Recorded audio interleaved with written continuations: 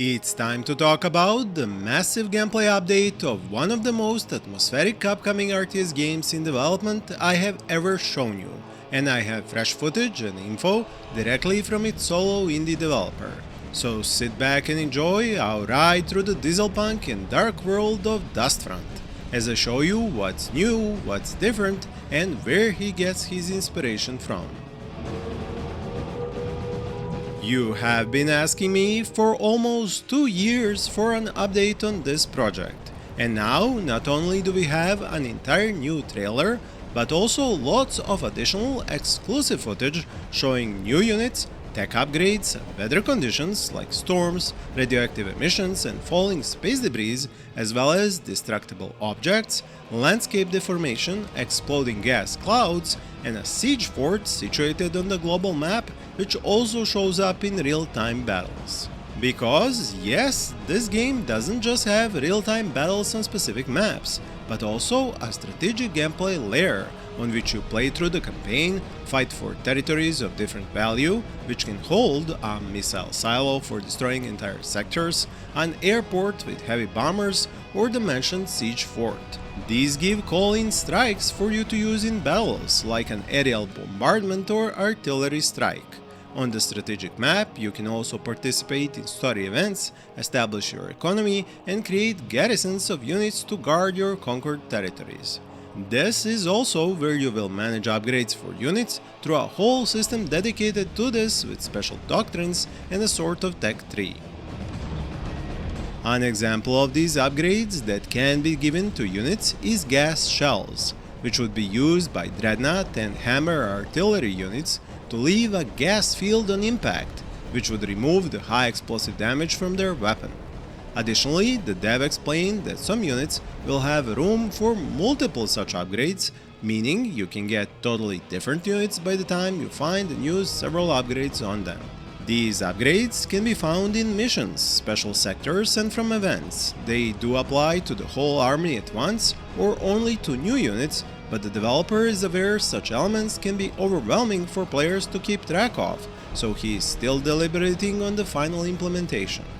This is just one of the elements which he wants to add to this game, because some RTS games in the past tried to implement global map gameplay, but it never ended up being a very significant part of the experience. And you probably remember some games like this: Battle Realms, Emperor Battle for Dune, Rise of Nations, Dawn of War, Dark Crusade, Star Wars Empire at War, Battle for Middle-earth, and I would love to read some I might not know of in the comments below.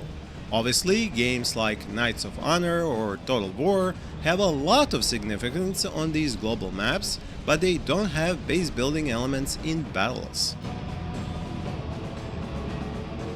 Other important mechanics relevant to gameplay are hits and misses that depend on whether a unit is firing in motion or standing still.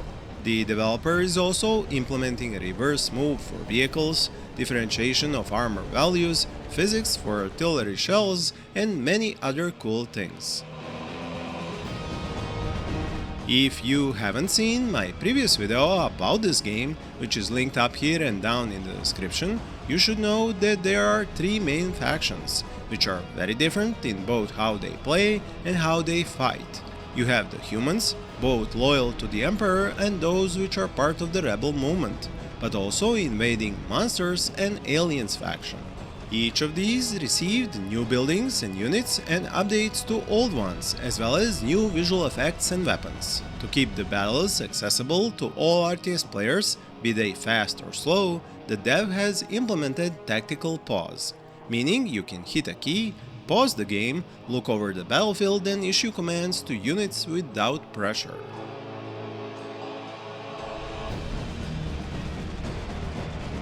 These maps you fight on are not exclusively made by hand and have procedurally generated landscapes and some objects which are pre-made and spread around the map, which can be set in several different biomes. Since there are several units which can use flame weapons, most of the objects can be burned, although they have different resistances to fire, which also burns differently depending on the landscape. For example, clouds of gas will go up instantly and with beautiful volumetric explosions. while fire can be extinguished and rain will reduce the burning time of a surface. These kinds of effects have been one of the recent additions, and now include weather conditions, which can even change as the battle goes on. The developer has implemented storms, radioactive emissions, and falling space debris among other such effects, and some, like lightning, can explode those gas clouds, creating true hazards for players. Other elements added for sake of immersion are amazing terrain physics and destruction of objects. Large vehicles crush small objects, even deform terrain with their heavy treads specifically adapted for travel on bumpy terrain, and create craters with high explosive weapons, something particularly inspired by Command & Conquer Tiberian Sun and Tiberium Wars, but done with much more care and effort in Dust Front.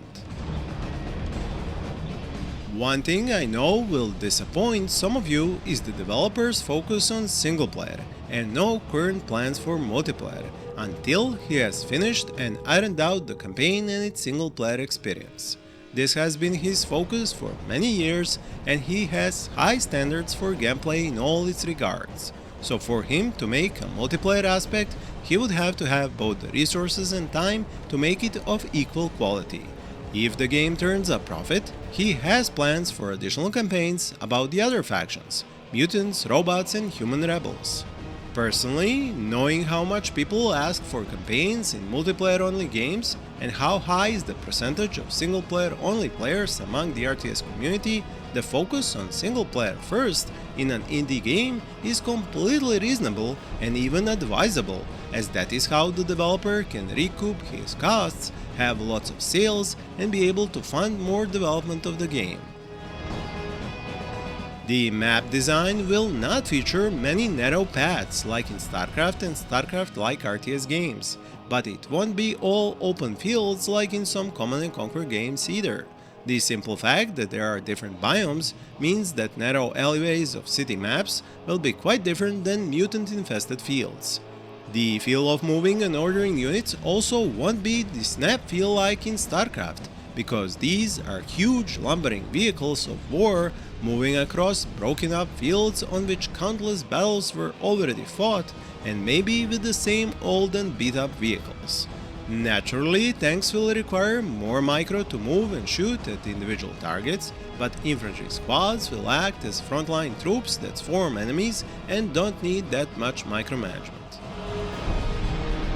I know I haven't talked much about other aspects of Dust Front, like super weapons, which there will be several of, including the nuke, base building, which is based on mobile construction vehicles, and support calling powers, but those are topics I will have to address in future videos about this indie gem in the making. I hope that if you haven't wishlisted it on Steam by now, you will have by the end of this video, and you can join the developers Discord, which is linked in the description of this video, where you can find links to more videos about games I am sure you will be interested in. Thank you for watching, and happy gaming!